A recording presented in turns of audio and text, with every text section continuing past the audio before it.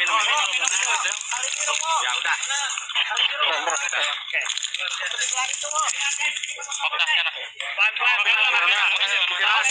Dia itu kayak dibuat muter-muter gitu. Jadi kembali lagi ke tempat tersebut. Jadi kayak yang kayak yang dikurung di suatu kayak yang dikurung, pokoknya bisa kemana-mana sih Gibran.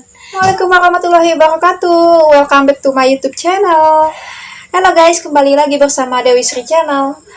Dan kali ini kita akan menceritakan kisah hilangnya seorang pendaki cilik yang berasal dari Garut, dan dia bernama Gibran Ar-Rasyid. Dia dinyatakan hilang secara misterius di area Gunung Guntur, Garut, Jawa Barat, yang pada saat itu dia beserta ke-13 temannya sedang mendaki di Gunung Guntur tersebut. Bermula pada saat Gibran beserta ke-13 temannya tersebut mendaki pada tanggal 19 September 2021 pada hari Minggu. Mereka berangkat ke Gunung Guntur tersebut. Lalu mereka sampai di pos 3 pada jam 5 sore dan akhirnya mereka memutuskan untuk bermalam di sana. Dan sekitar jam 4 pagi pada hari Senin, rombongan pun melanjutkan untuk mendaki ke puncak Gunung Guntur tersebut. Si Gibran ini memilih untuk tetap berada di tenda, dan Gibran pun tidak ikut bersama rombongan untuk ke puncak gunung tersebut. Dan sekitar 4 jam kemudian, sekitar jam 8 pagi, para rombongan tersebut kembali turun ke pos 3 dan mereka sudah tidak menemukan Gibran berada di tenda tersebut. Nah, mereka pun berusaha terus mencari Gibran di sekitaran tenda tersebut, di sekitaran hutan. Namun hasilnya nihil, dan akhirnya mereka pun memutuskan untuk melaporkan petugas jaga. Dan pada hari Senin tanggal 20, proses pencarian Gibran dilakukan. Mereka mengerahkan para tim SAR dan juga TNI Polri yang berusaha untuk membantu proses pencarian Gibran. Namun pada hari itu karena cuacanya kurang mendukung, karena cuacanya sedang buruk, akhirnya proses pencarian tersebut diberhentikan dan dilanjutkan kembali pada keesokan harinya pada hari Selasa tanggal 21 September.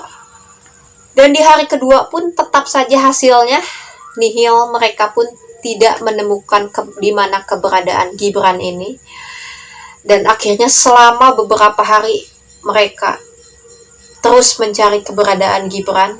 Akhirnya pada hari Jumat tanggal 24 September mereka mendapatkan kabar bahwa ada salah seorang warga yang bernama Pak Ade Leji yang berhasil menemukan di mana keberadaan Gibran. Dan Pak Ade ini merupakan kuncen Gunung Guntur tersebut, guys. Dan akhirnya pada hari Jumat tanggal 24 September, Gibran berhasil ditemukan dalam keadaan selamat. Namun pas pertama kali ditemukan Pak Ade ini, Gibran ini dalam kondisi yang lemas karena dehidrasi ya. Dan dia pun langsung diberi makan, diberi minum oleh Pak Ade ini. Dan Pak Ade Leji ini menemukan Gibran di kawasan Curug Cikoneng yang letaknya sekitar 750 meter dari lokasi pos 3 tersebut. Dari lokasi Gibran dinyatakan menghilang, guys. Dan kurang lebih Gibran ini hilang selama 6 hari di dalam hutan sendirian. Bayangkan, anak sekecil itu umur 14 tahun sudah mengalami hal mengerikan tersebut. Ngeri banget ya. Dan menurut pernyataan Gibran, dari awal pendakian dari pos 1 sampai pos 3 tersebut, si Gibran ini sudah merasakan hal-hal yang aneh, guys. Jadi kayak sudah dibuntuti gitu. Jadi si Gibran ini bilang kalau dia ini kayak yang diawasi dari seluruh sisi. Jadi kayak yang diliatin terus dari segala sisi oleh makhluk-makhluk tak kasat mata tersebut. Jadi udah diincar lah ya dari awal mendaki dari pos 1 sampai pos 3 tempat si Gibran ini menghilang. Dan Gibran beserta teman-temannya tersebut tetap melanjutkan pendakian sampai mereka berada di pos 3. Dan di situ Gibran mendirikan tenda untuk mereka bermalam di sana. Dan Gibran pun bilang bahwa pada saat malam tersebut si Gibran ini sempat buang air kecil di toilet sekitar situ. Dan terus Gibran ini setelah buang air kecil, dia pun balik ke tenda untuk tidur, untuk istirahat. Dan saat si Gibran ini bangun, dia tahu-tahu sudah tiduran di pinggiran sungai. Jadi kayak yang si Gibran ini dipindahin dari tenda, dipindahin ke sungai tersebut, di mana sungai itu merupakan Curug Cikoneng yang dimaksud Pak Ade tersebut, di mana Gibran ini pertama kali ditemukan di curug tersebut. Dan di tempat itu Gibran pun melihat bahwa semuanya terlihat normal-normal aja, semuanya terlihat seperti dia berada di sebuah pedesaan, di sebuah desa yang begitu ramai. Orang kesana kesini warawiri, kayak normal-normal aja guys, kayak nggak terjadi apa-apa, kayak di pasar lah katanya. Di sana Gibran ini sempat ditawari makan oleh seorang ibu-ibu yang memakai pakaian serba putih. Dan si Gibran ini ditawarin makan sekitar 4 kali dalam sehari guys. Namun si Gibran ini menolak tawaran tersebut. Jadi si Gibran ini emang udah kayak punya kayak udah tau lah kalau dia itu berada di mana, berada bersama siapa. Jadi di situ pun si Gibran menolak makanan tersebut, meskipun dia terus-terusan ditawarin makan yang si Gibran ini bilang makanan tersebut berupa nasi dan juga lauk. Dan di sana Gibran pun berusaha untuk keluar dari sungai tersebut. Dia berusaha untuk mencari jalan keluar untuk kembali. Namun setelah dia berusaha kesana kesini muterin, namun dia itu kayak dibuat muter-muter gitu. Jadi kembali lagi ke tempat tersebut. Jadi kayak yang dikurung di suatu kayak yang dikurung, pokoknya bisa kemana-mana sih Gibran. Dan dia pun berusaha manjat tebing untuk berusaha keluar dari tempat tersebut. Namun akhirnya gagal karena Gibran ini sempat terjatuh dan juga kakinya mengalami luka-luka. Selama di tempat tersebut, si Gibran ini tidak makan apapun. Dia hanya meminum air sungai tersebut dan juga makanannya kayak ngambilin telur apa sih namanya?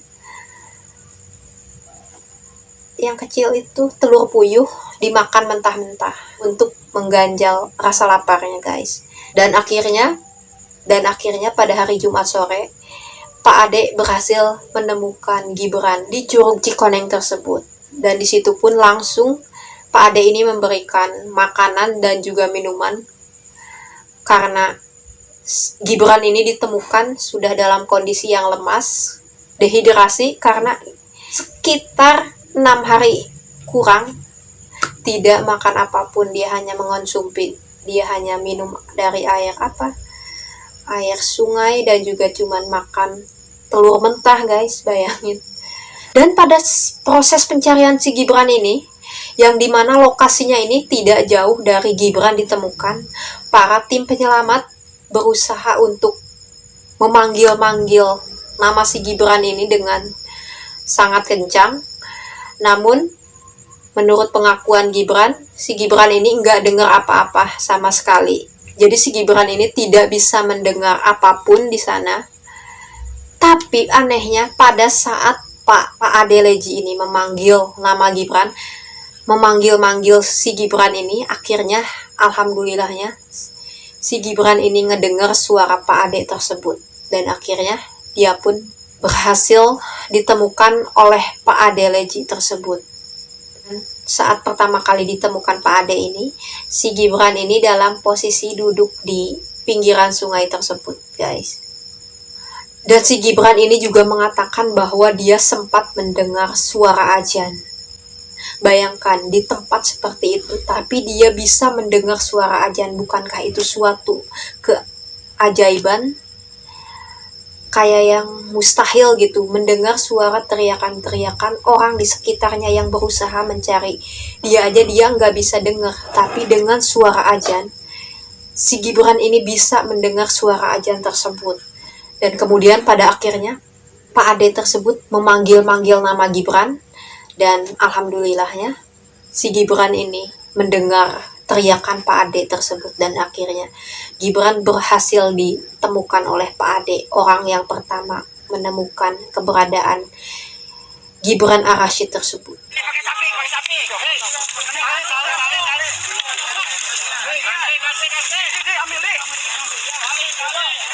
Istirahat dulu Pak, jangan dipaksa.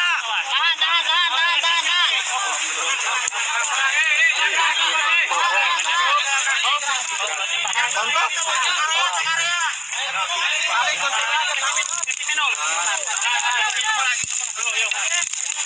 Kalau air minum, kita minum dulu. Minum. Ya udah.